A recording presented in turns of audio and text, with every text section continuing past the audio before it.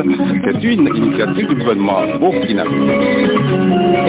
Du sport, il en sera question dans ce journal avec la 8e journée du Paso Foot et la finale du tournoi de la Coupe du Poids. On en parle avec Jean-Gilbert Ronga dans la page des sports. Voici pour les titres. Bonjour mesdames, bonjour messieurs, bienvenue. Ouverture ce matin à Ouagadougou, deuxième forum extraordinaire de l'Organisation pour la démocratie et le travail ODT, avec pour thème renforcement de la conscience citoyenne à la base de la responsabilité au sommet pour une consolidation des acquis démocratiques au Burkina. Ce congrès qui va durer 48 heures verra le renouvellement du bureau politique national, Wendia Machil Kaboré. Ce deuxième congrès extraordinaire de l'Organisation pour la démocratie et le travail ODT, qui s'ouvre sur le renforcement de la conscience citoyenne à la base et la responsabilité au sommet pour une consolidation des acquis démocratiques au Burkina Faso, verra l'élection des membres du bureau politique national et aussi l'adoption des statuts et règlements intérieurs du parti. Selon Mamadou Sawadogo, président de l'ODT, durant 48 heures, les congressistes vont se pencher sur le comment implanter le parti dans les 45 provinces du Burkina. L'alliance des partis de la majorité présidentielle était aux côtés des congressistes pour leur témoigner l'engagement du président du Faso à construire le Burkina avec tous. Clément Sawadogo, coordinateur de l'APMP, soutenant que depuis l'arrivée au pouvoir du président Roch-Marc Christian Kaboré, certains font tout ce qu'ils peuvent pour nuire à sa gouvernance. Mais il se réjouit qu'en dépit de cela, tout le pays est aujourd'hui en chantier, affirme-t-il. Voilà pourquoi il ne cessera de dire merci à ceux qui ont choisi d'accompagner le gouvernement dans ses actions comme l'ODT. L'ODT, né en 2003, a participé activement à la vie politique selon son président. Aujourd'hui, il compte une vingtaine de conseillers et un député maire en la personne de Issa Anatole Bonkongo. Des entreprises étrangères présentes au forum Africalia, un forum qui a refermé ses travaux hier à Ouagadougou, souhaitent installer leur filiale dans le domaine du bâtiment et de l'élevage au Burkina. En marge des activités de Africalia, une délégation conduite par le vice-président de la Chambre de commerce et d'industrie du Burkina Faso est allée échanger avec le Premier ministre. C'était donc mercredi dernier sur la question. Le vice-président Oumarou Hugo nous donne ici le contenu des différents projets au micro de Amadou Ouetraogo. Il y a un franco-italien qui a proposé de créer au Burkina des chambres froides. Ça va être en discussion avec le ministère du Commerce. Il y a des projets avec la Tunisie, avec les Pays-Bas, avec la Tunisie principalement dans le domaine du bâtiment et divers domaines. Avec les Pays-Bas, je pense que c'est dans le domaine de l'élevage. Et ils ont discuté de manière approfondie avec le Premier ministre et une séance de travail est prévue avec le ministre du Commerce pour aller plus loin par rapport aux projets qu'ils ont au Burkina Faso. Mais le plus important, c'est que les entreprises puissent s'installer et créer des emplois et des richesses dans le pays. Et c'est avec beaucoup de plaisir qu'il a accueilli toutes ces requêtes et répondu favorablement aux préoccupations des chefs des délégations de passage. Oumarou Hugo, vice-président de la Chambre de commerce et d'industrie du Burkina. Dans le cadre du lancement officiel de ces actions Contact BF, en collaboration avec le programme d'autonomisation économique des jeunes et des femmes et l'Agence nationale pour l'emploi ANPE, tient depuis ce matin à Ouagadougou une conférence publique sur le thème opportunités d'emploi et d'entrepreneuriat pour les jeunes. L'objectif est de présenter les stratégies pour améliorer l'employabilité des jeunes au Burkina. On en sait plus avec Amadou Ouetraogo. Contact.bf est une plateforme numérique mise en place par des bénévoles pour publier gratuitement les offres d'emploi au profit des jeunes. Le but est, selon les initiateurs, de promouvoir l'employabilité des jeunes et de lutter contre le chômage au Burkina Faso. Une initiative saluée par les responsables du programme d'autonomisation économique des jeunes et des femmes. Joël Balima est le chef de service en charge de la création d'entreprises du dit programme. Nous sommes livrés à cet exercice qui a consisté à donner toutes les informations liées au programme. Les opportunités, c'est des opportunités liées à la création d'entreprises de façon spécifique au financement des entreprises. Donc nous avons donné comme modalité pour bénéficier les crédits de financement liés au programme. Nous avons donné les informations liées au financement des micro-projets allant de 100 000 à 1,5 million et de façon spécifique pour ce qui concerne les étudiants, c'est de 1 million à 1,5 million. Pour l'atteinte des effets escomptés, la plateforme a été rendue publique au cours d'une conférence publique. Pour les bénéficiaires, à l'image de l'étudiant Rasmane Dakisaga, Contact.bf constitue une réponse au problème du chômage au Burkina. Burkina. C'est une grande opportunité pour ceux-là qui ont envie d'entreprendre. En entreprenant, je veux dire, il n'y a rien de mieux dans ce monde actuel que d'entreprendre. En entreprenant, on gagne plus. Et nous avons donné l'opportunité de pouvoir avoir plus d'informations. Pour tous ceux qui souhaitent publier ou postuler à des offres d'emploi peuvent le faire directement sur www.contact.bf. Ce site, qui est aussi un média en ligne, fait la promotion de tous les secteurs d'action. La brigade burkinabé de surveillance, BBS, récompense les meilleurs agents de l'année 2017. Les mérites de 12 d'entre eux ont été reconnus par les responsables de cette société de gardiennage. Ils ont reçu des vélos, attestations et des t-shirts. La remise de prix a eu lieu ce matin à Ouagadougou. Précision avec Awasivi Bilgo. Sur 200 agents présélectionnés, ce sont finalement 12 qui ont été retenus comme meilleurs agents de l'année 2017 de la brigade burkinabé de surveillance BBS. L'un des bénéficiaires, Oroko, après avoir passé 9 ans au sein de cette société de gardiennage, a vu ses efforts récompensés. Il traduit sa reconnaissance à ses responsables. Un sentiment de joie, d'humilité et de remerciement, de reconnaissance à mes supérieurs hiérarchiques, à mes collègues. Je suis très heureux de recevoir cette distinction. La brigade burkinabé de surveillance existe depuis 1994 et la remise de prix a été instituée par la BBS il y a une quinzaine d'années. Ainsi, chaque année, les meilleurs sont récompensés et c'est une double raison qui a guidé les responsables. Aruna Nikiema est le président de la BBS. La première raison, c'est de pousser ceux qui sont meilleurs à être excellents, reconnaître leurs mérites. Je pense que c'est très important, d'autant plus que c'est un capital humain. La deuxième raison, c'est de pousser ceux qui n'ont pas eu de prix cette année à vouloir faire mieux pour pouvoir avoir un prix l'année prochaine.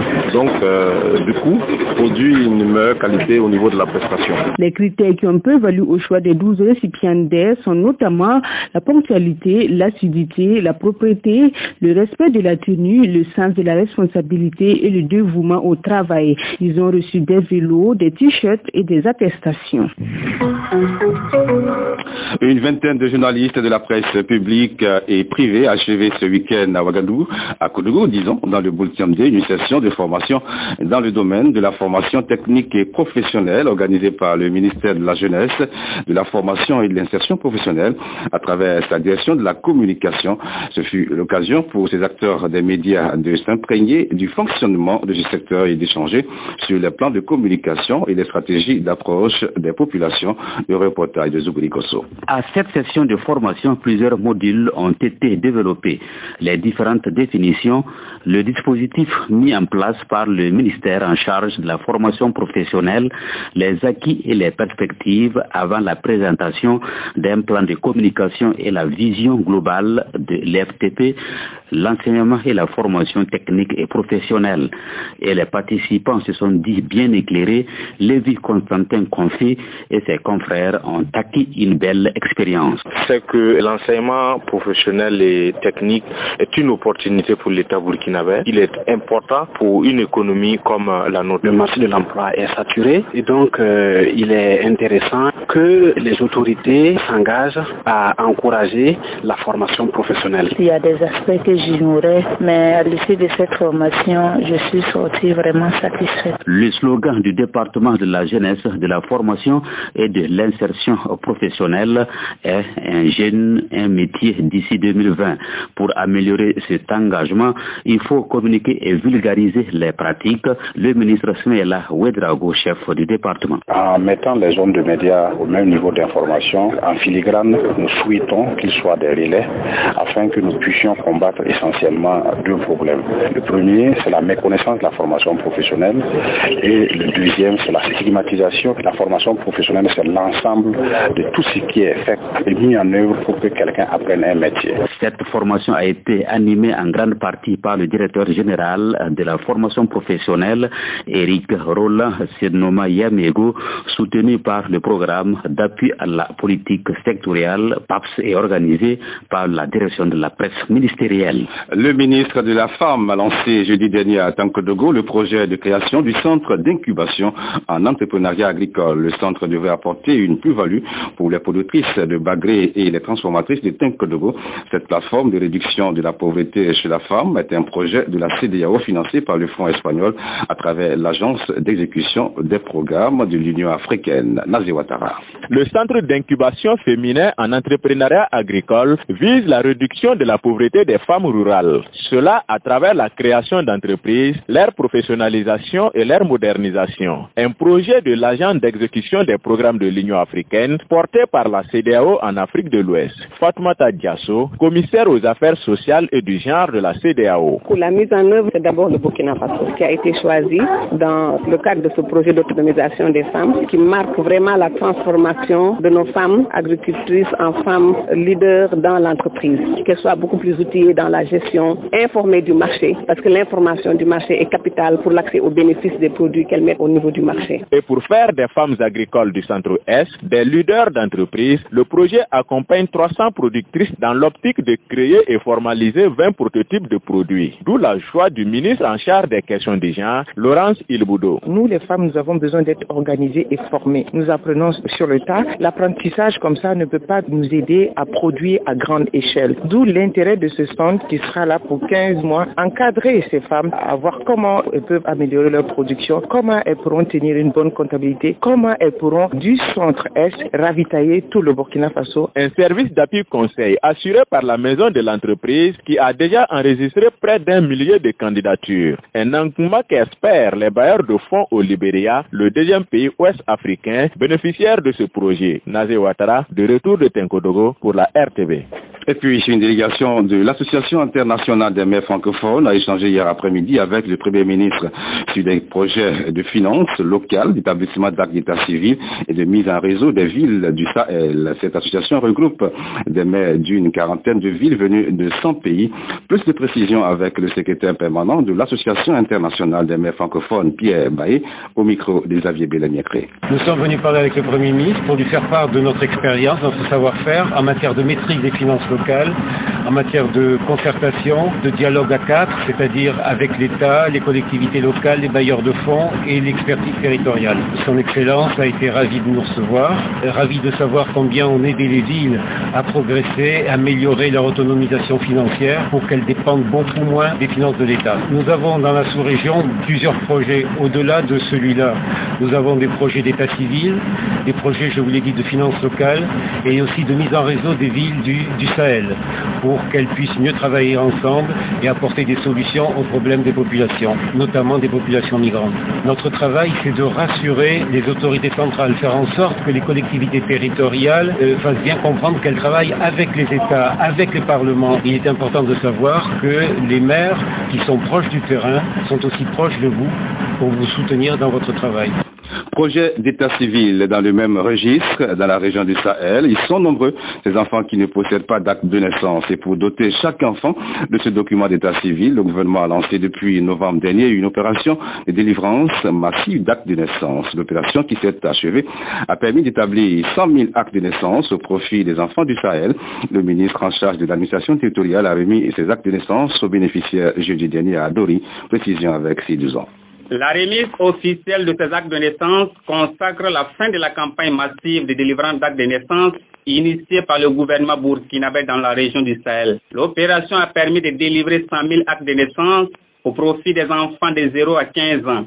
Simeon Sawadogo, ministre de l'administration territoriale et de la décentralisation. Il est important que chaque enfant qui naît puisse avoir ce document précis de l'acte de naissance. C'est ça qui justifie juridiquement son existence. Parce que ça lui permet d'avoir un nom qui va permettre donc l'enfant d'aller à l'école. En temps de paix, donc, de travailler pour les politiques économiques de développement. En temps de crise, on peut savoir d'où vient l'enfant pour pouvoir apporter des secours appropriés. Le coût de l'opération s'élève à plus de 74 millions de francs CFA.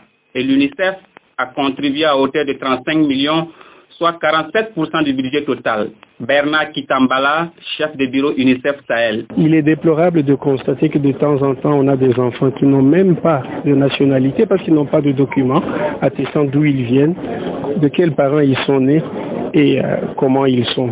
Et alors l'avenir de ces enfants est sombre lorsqu'ils n'ont pas de documents. Et pour nous, pour leur protection, nous pensons qu'il est toujours important de soutenir cet effort du gouvernement. Que les citoyens d'un pays soient bien connus, qu'on planifie en leur faveur et qu'ils aient l'accès à tous les droits civiques, sociaux, politiques, économiques. Dans le Sahel, moins d'un enfant sur deux possède un acte de naissance selon l'UNICEF et le ministre en charge de l'administration d'inviter les parents à l'enregistrement immédiat des enfants dès la naissance. Pour Simon Sawadogo, cela permettra d'avoir des données fiables pour les politiques de développement. Selouzon Dori, RTV. Le réseau national des organisations des personnes handicapées Renault va exister jusqu'à l'aboutissement du processus de fusion avec la FEBA, entendez par là, Fédération burkinabé pour la promotion des personnes handicapées. Le processus de réunification des deux structures entamé en 2017 est en cours. Le Renault tient une rencontre d'échange ce matin à Ouagadougou avec ses membres. Il veut rassurer les membres et l'opinion nationale et ses partenaires dans la démarche du processus. Awaoué Travo. Le processus de fusion du réseau national des organisations des personnes handicapées Renault et la Fédération burkinabé pour la promotion des personnes handicapées FEBA, amorcé en novembre 2017, est toujours en cours malgré quelques incompréhensions. Guillaume Hugo, le président du Renault, explique. Des commissions ont été mises en place qui ont élaboré en tout cas des statuts et règlements et soumis à un cabinet qui a donné des appréciations. Et suite à ces travaux, nous avons été surpris de constater sur Facebook que la FEBA a mis en place un bureau exécutif. C'est pour cela, pour éviter la désinformation, nous avons convoqué nos militants pour parler de la situation et leur donner les informations réelles. Le Renault existe toujours et le Renault continue de fonctionner. Le Renault dit manifester sa volonté pour l'aboutissement du processus. Souleymane Ouedraogo, secrétaire général. Notre rencontre de ce matin est également une interpellation de l'opinion nationale à l'endroit des partenaires, à l'endroit de l'État, sur la bonne volonté du réseau national des associations de personnes handicapées à travailler dans la sérénité et la cohésion au sein du mouvement des personnes handicapées. Maintenant, s'il y en a d'autres qui tentent de faire des blocages, ce n'est pas de la responsabilité du Renault. Le Renault est vraiment engagé et c'est une structure sérieuse. Le Renault a quitté la FEBA en 2010 suite à une crise et les partenaires au développement souhaitent également cette fusion pour faciliter leur intervention en faveur des personnes vivant avec un handicap. Le ministre de l'Environnement, de l'Économie verte et du Changement climatique a visité hier l'École nationale des eaux et forêts de Denderosso. Nestor Bassière a échangé avec le personnel de l'administration et les élèves afin de s'imprégner de leurs conditions de vie et de travail. L'objectif de la tournée est de constater la mise en œuvre du plan d'action du département de l'environnement concernant la ville de Bobo-Dioulasso. Le point de cette tournée du ministre avec Solange Bikaba. Le problème de dotation en tenue, l'aménagement des terrains de sport, le manque de moyens logistiques adéquats sont entre autres les préoccupations qu'ont fait l'objet d'échanges francs entre le ministre en charge de l'environnement, l'administration et les élèves de l'École nationale des eaux et forêts de Denderosso. Le représentant des élèves, Pascal Tenkourgo, espère que les engagements pris ne resteront pas lettre morte. Monsieur le ministre a promis vraiment de régler ces questions au plus vite. Nous espérons croire que ces promesses se réaliseront dans les jours à venir pour nous permettre d'avoir de bonnes conditions d'études. Le ministère, dans son ambition de renforcer la lutte contre la désertification au Burkina, entend promouvoir les foyers améliorés. Nestor Bassière et sa délégation ont pu s'enquérir de l'état d'avancement des travaux de construction des deux unités de production à Bobo-Dioulasso qui sera à 95%. Awada, assistante technique. Ces unités de production vont permettre de mettre des foyers améliorés de qualité et en quantité suffisante pour les femmes de la région des Hauts-Bassins. Le département de Bassière envisage également donner une seconde vie aux déchets plastiques. Pour ce faire, il s'est doté d'une machine de traitement et de transformation de ces déchets qui a également fait l'objet de visites du ministre de tutelle. Mamadou Baïlé, coordinateur du projet d'appui au développement durable. Pour reconnaître qu'il y a des sachets durs qu'on va transformer en granulés et ces granulés seront mis sur le marché pour d'autres utilisateurs, notamment face aux places, notamment des usines qui produisent les chaises, les bouilloires. Il y a aussi ces sachets mous qu'on va utiliser, les fondre, les transformer à la production des pavés, des coffrets, également d'objets utilitaires. Nestor Bassière a laissé entendre que son département prévoit la mise en place de 16 centres de transformation des déchets plastiques et 5 unités industrielles dans les 13 régions du pays. Solange Bikaba, Bobo-Dioulasso, RTB. L'actualité internationale, c'est avec Aruna Sana et nous commençons par l'Égypte. L'Égypte où la campagne pour la présidentielle a été lancée ce matin, mais l'issue du scrutin ne semble faire aucun doute. La victoire du président Abdel Fattah al-Sisi ne surprendra personne. Le chef de l'État sortant n'a pas de concurrence sérieuse selon les observateurs. Les Égyptiens sont appelés aux urnes du 26 au 28 mars prochain pour le premier tour opposant al-Sisi qui dirige le pays d'une main de fer depuis 2014 à un adversaire méconnu du grand public. Il s'appelle Mustafa Moussa. Au Cameroun, le principal parti d'opposition, le social-démocratique Front, a investi son candidat ce matin. Il s'appelle Zozua aussi. Il a 49 ans et a été déclaré candidat de la SDF de Ning John Frondi à la présidentielle d'octobre prochain. 2 jours après le désistement de son mentor, le principal opposant, Zozua aussi a été désigné au terme des primaires du SDF organisées à Bamenda, le chef-lieu de la région anglophone du nord-ouest du Cameroun. En Afghanistan, 4 attentats ont fait tôt ce matin, 23 morts. Ces attentats, dont 3 revendiqués par les talibans, ont visé les forces gouvernementales afghanes, faisant au moins 23 morts et plus d'une vingtaine de blessés, et ce un mois après une série d'attentats sanglantes qui avaient particulièrement ciblé les civils. La base militaire, le siège de la police et le QG des services de renseignement afghans ont été tour à tour frappés par ces assaillants ou des attentats suicides à Kaboul et en province en l'espace de quelques heures. En Syrie, l'armée continue de bombarder le fief rebelle de la Ghouta orientale. Et avec de lourds bilans, plus de 500 civils, dont une centaine d'enfants ont péri sous les bombes déversées depuis 7 jours par le régime syrien sur le fief rebelle de la Ghouta orientale. Un carnage que la communauté internationale n'est pas encore parvenue à stopper. Un vote attendu hier vendredi au Conseil de sécurité sur une trêve humanitaire d'un mois en Syrie a été repoussé cet après-midi après plusieurs reports qui ont illustré les profondes divisions à l'ONU sur le conflit qui ravage la Syrie depuis près de 7 ans. La Turquie a jugé d'extrêmement préoccupante ce matin la décision de Washington de transférer son ambassade de Tel Aviv à Jérusalem dès le mois de mai prochain. En réaction à cette décision, la Turquie continuera avec la majorité de la communauté internationale à défendre les droits légitimes des Palestiniens, a déclaré ce matin le ministre turc des Affaires étrangères. Les États-Unis ont annoncé hier que l'ambassade des USA en Israël sera transférée dès ce mois de mai prochain à Tel Aviv. De Tel Aviv à Jérusalem, Ankara accuse Washington de saper les espoirs de paix. Enfin, en France, un prêtre a été inculpé pour abus sexuels. L'abbé Vincent Sterkerman est du nord de la France. Il a été inculpé et placé sous contrôle judiciaire soupçonné de viol et d'agression sexuelle aggravée sur une jeune paroissienne, selon des sources judiciaires. Tant que la procédure judiciaire est en cours, l'abbé Vincent est suspendu de ses fonctions de curé et d'exercice du ministère sacerdotal, a annoncé l'archevêque de Lille, Monseigneur Laurent Ulrich, sur le site du diocèse.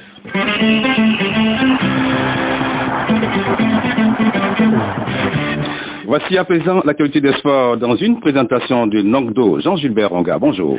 Boukari Zwanga, bonjour. La 18e journée du Face au foot, la finale du tournoi UFOA féminin, la fin hier du séjour de la délégation des Girondins de Bordeaux au Burkina et la première grande foulée pour la parcourue ce matin à Ouagadougou sont les points au menu de cette page. Et pour commencer, la 18e journée du Face au foot, en match avancé joué hier, la S-Police est réveillée en dominant Raimo par 1-0. Score étriqué, mais victoire tout de même. 4 rencontres sont au programme cet après-midi. Avant Fora, l'USCO reçoit la SFB, leader au classement. Au stade Wobi de Bobo Dioulasso, la JEP croise les crampons avec Salitas. À Ouagadougou, au stade Joseph Konombo, la S Sonabel en découp avec l'ASFA Yenenga. Et au stade Katout, en première heure, c'est à 16h. L'US Forces Armées, c'est la France à Bobo Sport. Et à 18h15, l'USO se mesure au RCB. Les deux dernières rencontres de cette 18e journée se jouent lundi au stade Joseph Konombo.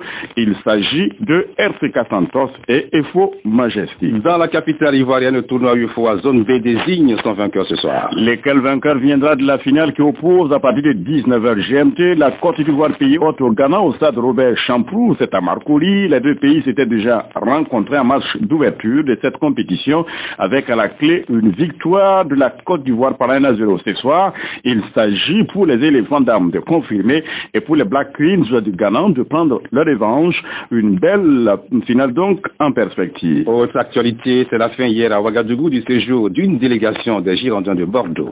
Conduite par le président du club français, Stéphane Martin, cette délégation qui était au Faso à l'invitation de l'Académie Foot Plus, un centre de formation fondé par Amadou Traoré, a eu des séances de travail avec les responsables du centre dans la perspective d'un partenariat. Cette visite a aussi été marquée par des audiences avec les premiers responsables du sport national et par des matchs amicaux. Le dernier joué hier entre l'AFP et l'AFCO a été remporté par l'AFP, score final 5 buts à 3. Le reportage de Jean-Baptiste Bouda. Continuer, toujours de l'enthousiasme. Les défenseurs, ce sont des défenseurs avant tout, les attaquants avant tout des attaquants. Bonne continuation. Ces encouragements sont de Yannick Sopira, chargé du recrutement des Girondins de Bordeaux, à l'endroit des joueurs de l'Académie Foot Plus à la fin de ce deuxième match test. Le bilan du séjour au Burkina est satisfaisant à plusieurs titres. Yannick Sopira. Il y a un travail en commun. On a trouvé des affinités dans les mentalités, dans le comportement, dans les pensées des cadres, des entraîneurs. Donc ça, c'est très positif. Et puis, pour moi, d'un point de vue technique, j'ai été très surpris. Ici, c'est un grand pays de football, parce qu'il y a des très bons joueurs. J'ai trouvé aussi des bons éducateurs locaux. Il n'y a pas besoin des fois d'aller chercher des entraîneurs à l'étranger. Des esquisses de partenariat sont là. C'est des échanges, c'est une amélioration, ça peut parler d'équipement, ça peut parler de joueurs, des stages, ça peut des éducateurs qui peuvent venir. On a le Patrick Battiston, le directeur de la formation qui viendra. Il y a beaucoup de choses comme ça qu'on peut faire de notre côté. Moi je suis venu évaluer les besoins, que ça peut être matériel, que ça peut être des documents, ça peut être un stage, ça peut être beaucoup de choses. Ça va bouger très vite. Ce qui réjouit le promoteur de l'AFP, pour qui les sillons sont tracés. Amadou Traoré. On a essayé de faire voir notre travail ici. Je crois qu'ils sont satisfaits quand même de ce qui est fait au Burkina Faso, parce qu'on a fait visiter quand même pas mal de centres, rencontrer des promoteurs de centres de formation. Dans les prochains jours, je pense qu'on va pouvoir nous retrouver pour adopter un semblant de partenariat gagnant-gagnant. Déjà le fait que des enfants vont pouvoir aller très bientôt d'ici 2 mois pour prendre la température, n'est-ce pas, de ce qui est fait là-bas, participer à des tournois. Et donc l'un dans l'autre, je pense que pour les investissements futurs, peut-être qu'on pourra avoir des accords. Tous les acteurs ont bon espoir de voir ce partenariat scellé le plus rapidement pour le bonheur des deux parties. Jean-Gilbert Ronga, terminons cette page avec la première activité de la coordination locale du réseau des médias pour la paix par le sport. Et il s'agit d'un corps populaire dénommé la Grande Foulée pour la paix, couru ce matin à Ouagadougou. Ce corps a regroupé hommes des médias, sportifs et hommes de tenue, avec pour objectif de promouvoir la paix au Burkina et aussi valoriser la pratique du sport. En en sait davantage avec vous, Gandia Salifidani. Du rond-point des Nations Unies en passant par les restaurants Capuchino et Café Istanbul, aussi l'avenue Kwame Nkrumah, la coordination locale du réseau des médias pour la paix par le sport a tenu à marquer son engagement à valoriser la pratique du sport au Burkina et aussi à prôner la paix en Afrique. Mamadi Wena, coordinateur local du réseau des médias pour la paix par le sport. Le réseau des médias pour la paix par le sport est né en 2010 au Bénin. Par le temps, cette association a pu s'étendre dans 16 pays africains, l'Afrique de l'Ouest, l'Afrique de l'Est, l'Afrique du Centre et même le Maghreb.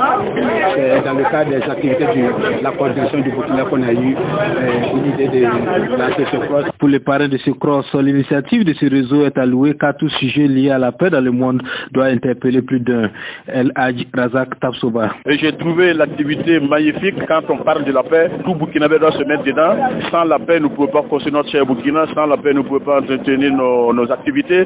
Et donc, c'est ce qui m'a motivé à accepter parrainer cette activité. En plus de ce cross populaire, d'autres activités sont inscrites dans l'agenda du réseau Burkina.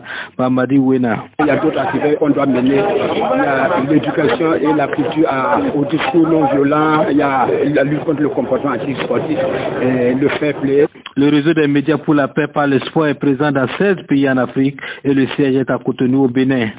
Merci à vous, Idani. C'est donc sportivement que prend fin ce journal. Mise en onde par Joachim Zongo, réalisation Toulou Maurice Kambiré, édition en chef Farouna Sana. Je suis Boukari Zonga pour vous servir. On se donne rendez-vous à 18h pour d'autres informations. Bonne suite de programme sur la vidéo.